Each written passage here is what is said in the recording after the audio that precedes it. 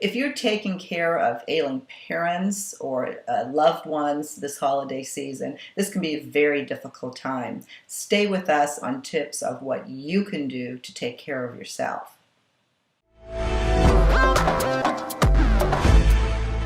Thanks again for tuning into Second Act TV. Paige Valdiserri is joining us once again with a very important discussion on what to do for yourself if you are a caregiver. Paige, welcome back to the program.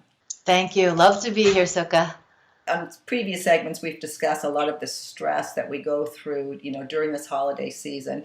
One thing that a lot of people who aren't going through it don't realize, being a caregiver is extremely stressful. Tell us about that whole dynamic and what we need to understand about it.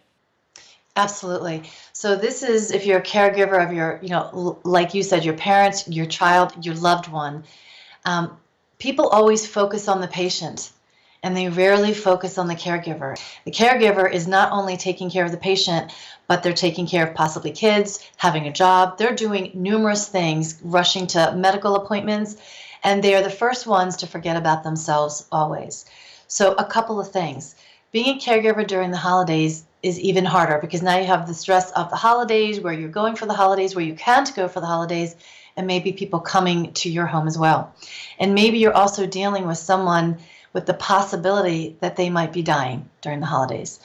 So the first thing you have to do is, whether it's the holidays or not, when you schedule a medical appointment for your patient or anything, you must schedule something for yourself. I call it the healing team.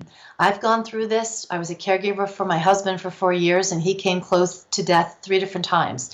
I always made sure that I scheduled my healing team, walking out in nature, taking a bath, taking a drive, whatever fed me, I had to do that first, or I would not be any good for anyone else. It is important. Second of all, with caregiving, there is a lot of emotions that we go through, and a lot of times we can't tell the patient.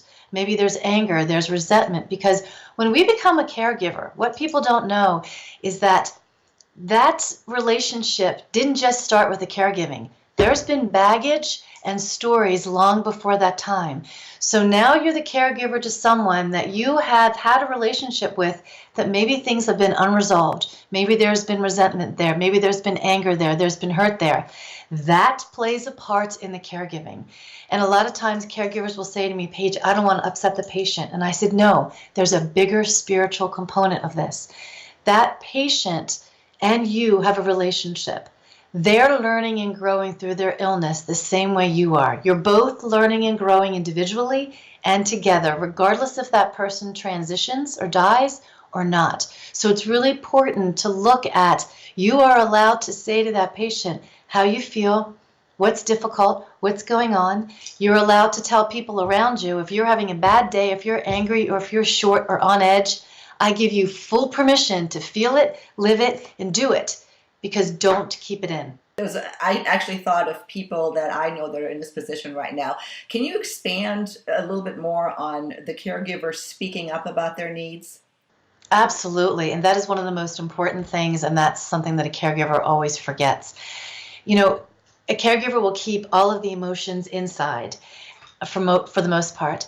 It's important to tell family members around you and friends around you what you need. And that might be, can you just reach out to me and talk to me once a week? Can you come over and just, watch whoever it might be so I can go to the grocery store or take a walk? It's important to also tell family members when you're angry. It's important to say, I've been dealing with this all by myself. This is what's going on. This is what I need from you. If you can't do it, then tell me now, because I don't want to have expectations. Being a caregiver evokes so many fiery emotions that I'm here to say you've got to say what you need, and if it comes out sometimes in a challenging way or a little sharp, that is okay, because you are maxed out with everything that's going on in your world. And if people around you haven't been a caregiver, they have no idea what you're going through. So part of being a caregiver is taking that responsibility to tell them, this is what I'm experiencing, this is what I'm going through, this is what you might see in me, so please don't run from it, but this is what I need from you while I'm going through it.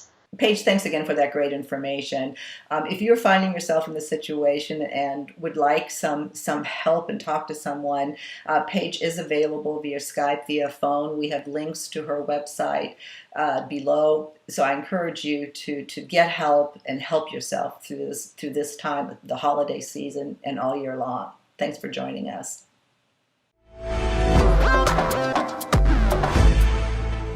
Thanks so much for watching. Right here's another video I think you might enjoy. And while you're at it, please subscribe to our channel. Buttons right here. Thanks. See you next time.